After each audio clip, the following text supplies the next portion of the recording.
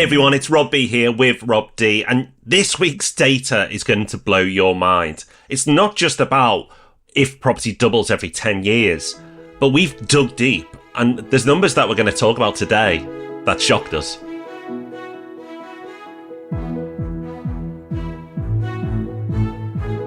Yes, welcome to the Property Podcast. Thank you for joining us. In case you don't know, we run a business that buys over £100 million worth of property per year for our clients. You can find out about that at propertyhub.net/invest. But sometimes we're not buying property. Sometimes we're just sitting and fiddling around with spreadsheets. That's what we've been doing for the last half hour before hitting record. But like Rob said, we've discovered some pretty incredible stuff. So stick around because there's guaranteed to be something in this episode that surprises you, and it might just change how you think about the property market completely. It's time for our news story of the week, and this week's news story is super interesting because it nearly passed us by. Both of us nearly missed this news story, so the chances are the majority of you have as well. But for me, Rob, this is big news, at least in the property industry, the property world. And this particular story is appearing in Landlord today, and the headline reads, Angela Rayner stops Mayor's plan to impose rent controls on landlords. And the story goes on to detail how Angela Rayner has stopped Sadiq Khan from bringing in rent controls to London, which is really interesting. But I think the most interesting line here for me, Rob, is the spokesman for the Ministry of Housing, Communities and Local Government has stated, Angela Rayner, I quote, has no plans whatsoever to devolve rent control powers.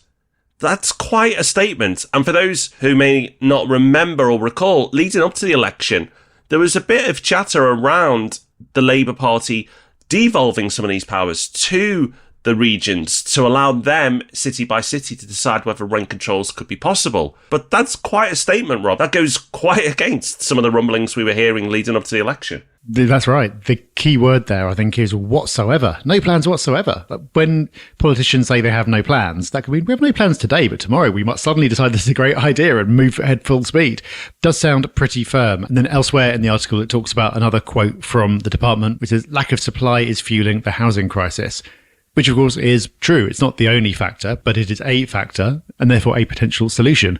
Whereas artificially capping the price, as we've talked about before, is not a solution at all. And everywhere it's been used has created all kinds of other undesirable effects. So politicians have been known to change their tune in the past, Rob, when it becomes politically expedient to do so. But I think as of now, this is good news and about the strongest signal we're going to get. It is. We will continue to dig deep for these news stories that don't get as much coverage as they should and bring it to you. And of course, we'll cover this and a lot more in our market update, which we do each and every month. Rob, something we've done for the first time, though, through Property Pulse, our amazing newsletter, is to ask our community how they're feeling about property.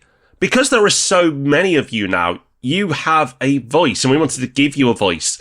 And we wanted to understand how our sizable community is feeling about the property industry. And we have the first set of results. And I say the first set because we're going to do this on a regular basis now. And this is a real exclusive, Rob, because you're only sharing this with me for the first time. So I have no idea how they are feeling. They could be really miserable or really chirpy or somewhere in the middle. Let me know. What's happening? I'd say chirpy is a pretty good word. So we asked a few different questions. So this went out soon after the election. So we asked about Labour government in particular. What would that mean for the property market? The majority said neutral. Perhaps not surprisingly, not many said good, but only 6% said very bad. We also asked for views on property prices, and 65% of people thought that prices would increase in their area. So we specifically asked people about the area they invested in. 30% thought the prices would stay the same. Only 2.5% thought that there would be a decrease in prices in their area, which very much surprised me. But then the best measure of sentiment, I suppose, is what people are planning to do. And 60% of people are planning to buy this year, with only 19% planning to sell something. Not sell everything, but sell at least one property. And because we asked about where people invest, we could see how these questions interacted with location. And perhaps not surprisingly, it's people who invested in London who were the most negative on house prices, and also investors in London and Scotland who were the most inclined to sell. So in both London and Scotland, 30% of investors considering selling properties, which I assume, Rob, we didn't ask this, but I assume in London, it would be the fact that the numbers don't really work at the moment because of interest rates, and in Scotland because of all the political stuff that's going on. Yeah, that makes complete sense. I'm really interested to see how this develops and where this goes and how sentiment moves over time. So Property Pulse subscribers, look out for another one hitting your inbox soon. And if you're not already signed up to Property Pulse, it's free. Get involved. You're mad if you listen to a podcast on property, but you do not get Property Pulse. It goes out every Friday. It's one email a week. It's high quality. It's written by Rob D. And we give you a voice. So we want to hear from you, our property investors. So if you're keen to sign up, go to propertyhub.net/pulse, and we'll bring you the next set of results, August's data, in our next market update. Look forward to seeing how you're all feeling. So you often hear that property prices double every 10 years. It's one of those facts that gets kicked around in support of either investing in property, but also buying your own home. But is it true? Does property really double every 10 years? That's what we started digging into for this episode. And in the course of fact-checking that claim, we discovered a whole load of other incredible stuff hiding in the data. But Rob, let's start with where we intended to finish. Do property prices really double every 10 years? Let's look at some of the extremes before we answer. We'll answer shortly, but the extremes are fun, right? So the quickest property has ever doubled, and with all this data is from the Nationwide Price Index, and it's the longest set of data that we have in the UK. It started in the early 50s, so not long after the Second World War. So a good set of data to use, as I said, the longest standing. So taking this data, we've been analysing it, and the quickest that property prices ever doubled was in the 70s. I think a lot of people would have assumed it was in the early 2000s, and that was the second quickest. Property prices in the early 2000s doubled in 5 years. 5 years! That was crazy, but that's what we lived through. But the fastest actually was the 70s, the early 70s, and property prices doubled in just 3 years. That is absolutely nuts. I know there was rampant inflation, but still, if you said, right, your property portfolio today is worth X and it's all going to be double in a few years' time, you probably wouldn't believe it, but that's what played out in the early 70s. The longest, or spoiler alert, the now second longest, was 14 years. And that was from 1989 all the way through to 2003. But what was really interesting about this data, Rob, is from 89 to 99, 10 years, there was next to no growth. It was nowhere near doubling. But then we went into a boom cycle, and the majority of the growth in that doubling period happened in the last 4 years. So it was 14 years with pretty much nothing for 10 and loads in the final 4. And that's how property prices doubled. And that was the longest period. So, Rob, I've given a bit of a spoiler because we are in record-breaking territory right now. And this data, this is the stuff that we couldn't believe. Let's just rip the Band-Aid off. We are in a new record-setting era. Maybe this is not the type of record we want to be setting, but nevertheless, we are. That's right. We are officially in the longest doubling cycle since records began. I always love it when people say when records began. I enjoyed saying that. So we're measuring from the previous pre-crash low point. So that was in 2009. And the low point was £149,000. That was the UK average. So if house prices had doubled since then, which, well, they should have done by now, right? The average would be £300,000. In fact, today's average is £265,000. So, Rob, house prices have not only not doubled over that time, they should have doubled, but they're quite a long way off doubling. And that's just the trough. If you take the last peak, so property prices peaked in 07, the third quarter of 07 to be exact, property prices were 184,000. So if you were unlucky enough to buy in the third quarter of 2007 and you were hoping, well, 10 years on, this will be doubled, you'd be very, very disappointed because we are miles and miles away from that number. So if you bought at the optimum moment in this cycle and you got in at the bottom 149, you still haven't doubled all these years later. But if you'd gone in at the top at 07, well, then you're feeling even more glum. You are miles away from it doubling. So we are in new territory. Depending on which date you pick, obviously if you go for the longest doubling, well, that would be from 07. We are now in 2024. It is 17 years if you take it from the peak. But it's still 15 years from the trough, and we are nowhere near doubling. So, Rob, we go back to that old adage, does property double every 10 years? And the answer is yes and no. Now, you may be thinking, oh, wait a minute, you've just said it's 17 years and property prices haven't doubled. Well, that's true. But the average is actually quite incredible, Rob. Again, we were surprised because it used to be around about 9 point something, but because the cycle's been so long, it's edged up slightly. Today, the average is 10.10. So it couldn't be closer to what people say. So yes, the average is roughly every 10 years, property prices double. If you've consistently bought since the early 50s, then you would say, yes, my property on average has doubled every 10 years. But I haven't been investing since the early 50s, Rob. It's impossible for me to do so. Same with you. But I don't think many people have consistently been investing since the early 50s. So the average is interesting, but how useful is it? Yeah, this is the thing. So the strict answer is, does property double every 10 years? Yes, it does, almost exactly. But that is an average that, as we have already seen, obscures a huge amount of variation. And I've just gone and quickly graphed the percentage change for every 10-year period, going all the way back to the mid-60s, because that's the earliest you can start if you're going 10 years back and comparing it with when the data begins in the mid-50s. And what you can see is that there are two giant humps here. There are two periods when property prices were comfortably doubling and then some.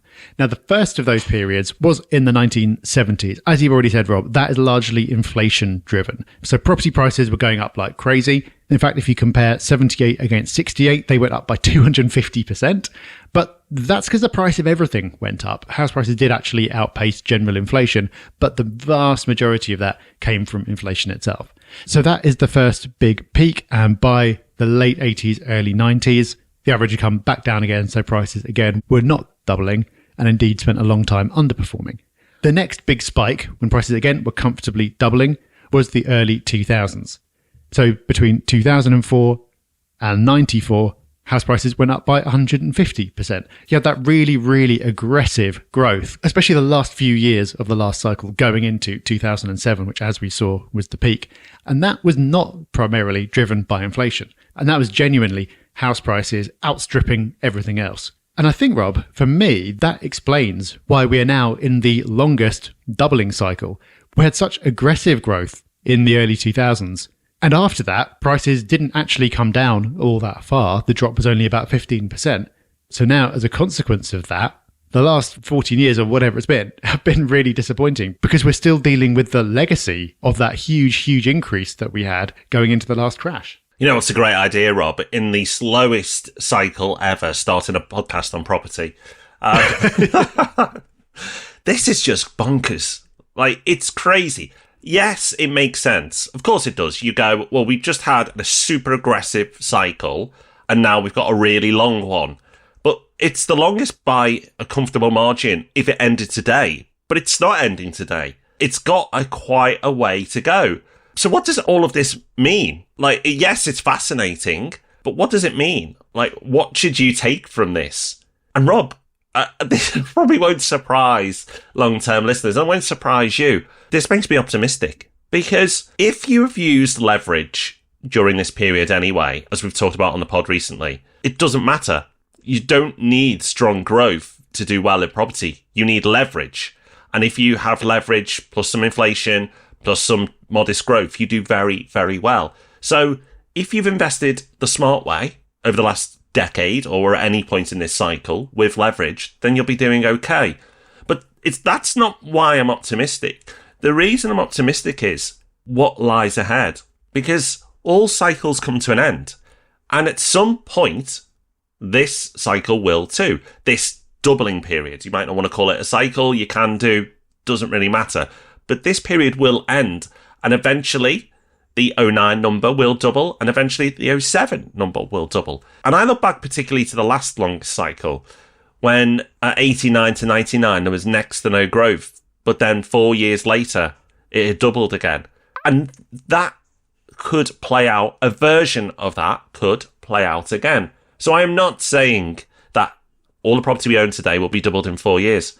What I am saying, Rob, is the data is screaming at us that a faster cycle, some faster growth is long overdue.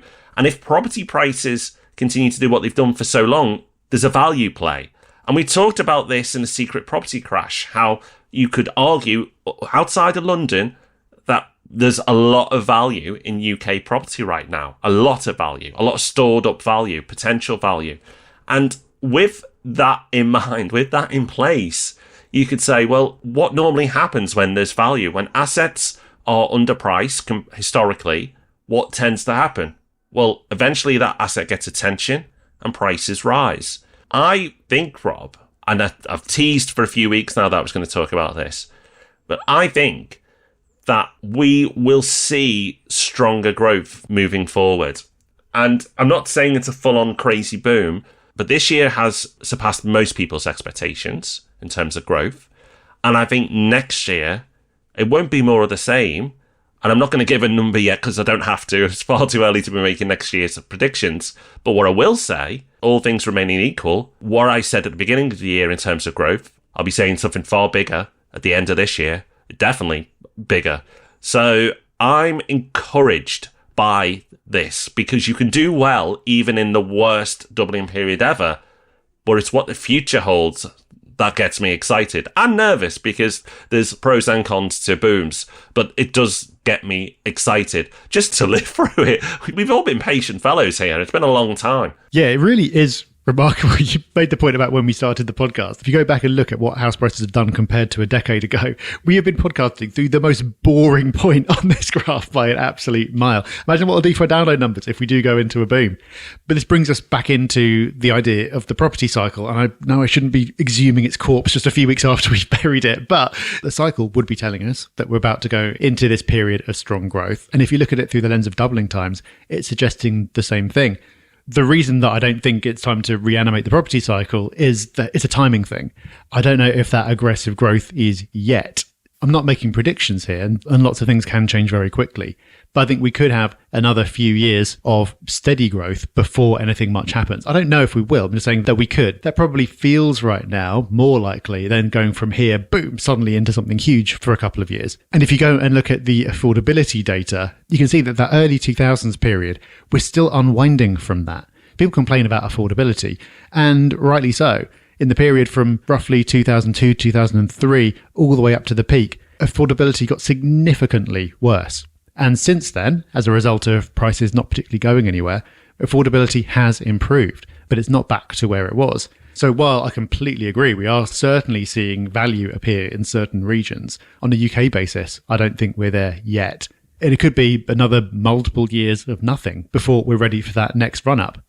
I don't know. Maybe it will come sooner than that. Things can come quickly. But either scenario, as you've alluded to, Rob, is a pretty good one. If we do have things move up quickly from here, then that's exciting. It's good for our portfolios. It's good for our download numbers. But if this longest doubling cycle just gets longer and longer and longer, then in terms of stability, because we're using leverage, we're still making really strong returns. We can keep on accumulating more and we don't need to worry about a crash. So while the entire period that we've been podcasting for may have been historically spectacularly boring, I think we might be about to get rewarded for it. I think it sets us up quite nicely. Yeah, we're going to be on the One Show. We're going to be on the famous sofa. Maybe not. But what we are in for is a different period. It won't last forever. Like you've said, Rob, it may go on for a while longer, but it won't last forever. I'm going to give a shout out to long-term listener Vince, who messaged me after our 18-year property cycle, and quite a few of you did, so thank you. But he gave me his thoughts and his breakdown on what he thought the economy would do. And he called it like a mini boom. He felt a mini boom was coming. And I actually like that phrasing because it's much more excited than calling it improved growth, which is how I would phrase it. I can see growth moving upwards starting from now. And I don't think it's going to be a mega boom cycle, but I could be very wrong because I think I'm just playing it safe because it's easier to forward project more of the same. So I'm not saying more of the same. I'm saying improvement on the same. But maybe I'm underplaying it. Maybe I'm not. Obviously, time will tell. That's the beauty of this. But I can certainly see a mini boom playing out. It might not be starting today, but it feels like it's starting. Sentiment is strong, whether you look at industry sentiment or the general economic sentiment. You've got a new government. As I've talked about before, you're going to have a new leader in the US. Whoever wins, it's going to be a new leader. That tends to bring optimism and stronger market cycles. It just seems all the ingredients are there. Now, The pessimists would point to war, and, war is horrific, but also can hurt the economy. And yes, we have wars, but even with that playing out, that hasn't derailed the worldwide economy, hasn't helped, but hasn't derailed it. So unless it gets it worse, and we all obviously hope it doesn't, it needs to get dramatically worse to knock things off track. So as economists love to say, and I love this saying because it means you have an out, which is all things being equal, so things carry on as they are, then I do see a potential mini boom happening. Again, I'm not going to put numbers on it yet. And what does a mini boom mean? Well, the great thing about by saying something like that is you can shape it to mean whatever you want. But some more growth than we're seeing currently happening moving forward and into next year. Yeah, I can see that. And when you look at this data and when you look at how boring it has been, I don't think it's a difficult argument to make. I don't think it's a massive prediction. So you came here maybe to just get the question answered, does property double every 10 years? And you can now go to dinner parties and go, it does actually, it's 10.10. And did you know the shortest cycle was in the 70s? You've got some great dinner party numbers up your sleeve now. But more importantly, what I think this episode should do is give us confidence that we could be successful even in the worst period since the 1950s, or as you like to say, Rob, since records began for property prices. If you can be successful in that period, imagine what you are going to do when growth kicks in. Well, who would have thought we'd get so worked up spending some time looking at spreadsheets? But it has been an exciting episode, hasn't it? But to link us into this week's Hub Extra, if you are going to reap the benefit of the growth that will eventually be there, if you want to live to see the end of this doubling cycle, you need to look after your health. You need to be around to see it. That's why I'm going to talk about Omnos, OMNOS, which is a service that I used to have some blood tests done recently. And I'm not going to go off on a big one about whether you should have your blood tested or whatever, but I do think it's really interesting. But the point is, if you do want to get a test, I found this service really, really good because basically you just order a kit online for whatever it is you want to have tested. If it's enough blood that they need that it's ill-advisable for you to be sitting there doing it at home yourself, then they partner up with local labs. And so you can just go take your kit in there and get it done. That's what I did. It was really, really easy. Then you get sent a report back, which is really good. But then the part that I really liked was that I had some markers that were out of the normal range. And if you just see that on a report, then that can be a bit scary. You might not know what to make of it. So if that happens, they also give you a follow-up phone call. So I had half an hour speaking to a really lovely lady who taught me loads of stuff, frankly, about nutrition that I was completely unaware of. And as a result of that, I've been able to make some changes to my diet, which hopefully when I do a retest in a few months' time, will show an improvement. But I just thought it was a really good service end to end. Again, we are not being paid for this. There's no affiliate code. None of that stuff. It's just a really good experience that I wanted to share. And I nearly forgot, but I need to shout out my friend Niraj, who put me onto them. So thank you to him. I love this resource, Rob. I did not know you were going to talk about this. You just said you had something to share. I couldn't recommend this enough. I've used a different service called Thriver. You can check that out if you want. Again, no affiliate links. It's just stuff we do and use. What I love doing is getting my data and then trying to improve on it. So I've had a couple of sets now. I got my markers quite a while ago, actually. And I have then taken action to improve some of the numbers. And I've seen the improvements, which is really great to see. I love doing that. It's like a competition to improve your health. I'm a competitive fellow. You may know that if you listen to the podcast for a while. So it's like I've been given numbers and told to improve them. And it's like, I'll show you blood count. For me, it's brilliant. I love this type of stuff. So whatever service you use, I just really recommend you getting some blood work done. Like, you are your greatest asset. You hear these things and it's cheesy, whatever. Maybe turning 40 triggered something inside us, but who cares? That's a positive trigger. Go and get your blood work done. It's not that expensive, and you may find something that you could improve and change. I've talked about before how I used to be a low energy person. Now I've got good energy. I'm in better shape now, both mentally and physically, than I was 10 years ago. And it's because of things like this. I promise you it's worth the investment. Go and do it. Yes, go and do it. And then come back and listen to the podcast next week because we have got some cracking episodes coming up. And make sure you're on our email list as well. So if you don't get our weekly newsletter on a Friday, that's where I keep you up to date with the latest news and whatever's on my mind. And of course, that's completely free. You can go grab that at propertyhub.net/pulse. Again, thanks for listening. We'll see you soon. Bye-bye. Bye-bye.